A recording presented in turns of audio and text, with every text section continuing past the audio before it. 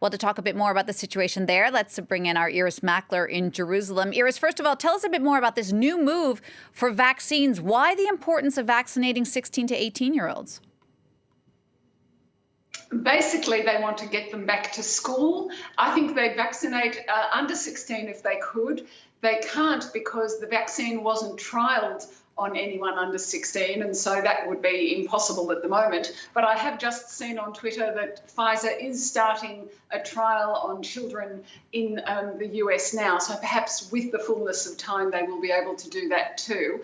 We've seen Israel also advocate vaccinating pregnant women because they see we have had here 10 cases of women in terrible conditions, emergency caesareans, 4 in the space of a week, trying to save the mother and the baby. And 2 of those women I've just checked are still in hospital on machines, not breathing for themselves, in induced comas. So they say, although that wasn't recommended and it wasn't trialled by Pfizer, they're going to do that as well. And all this is because what they want is to have the most people possibly going back to work.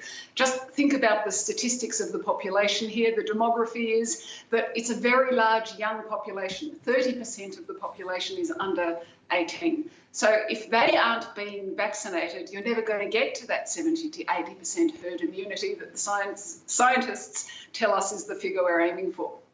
Iris, Israel's also hoping to keep its best-in-class standing with a new week-long ban on flights going in and out of the country. Tell us a bit more about that.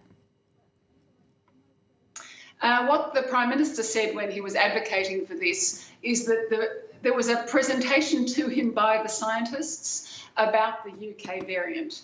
So it's now, the scientists told the Prime Minister, 30 to 40% of the population is the UK variant, and they expect it will be all of the coronavirus illness here within a few weeks. That has definitely frightened the politicians. What they were saying is we can't bring in any more illness. It's bad enough that we have let so much new illness in here. We don't yet know if the vaccines, how they will work against the UK variant. Certainly we don't know about the South African variant, any other changes. So I think this is desperate measures, although I have to say, critics in the opposition say it's bolting the stable door, it's shutting the stable door after the horse has bolted. What's the point now when 30% of your population already have the UK variant? But still what we see is the vaccine racing the mutating virus.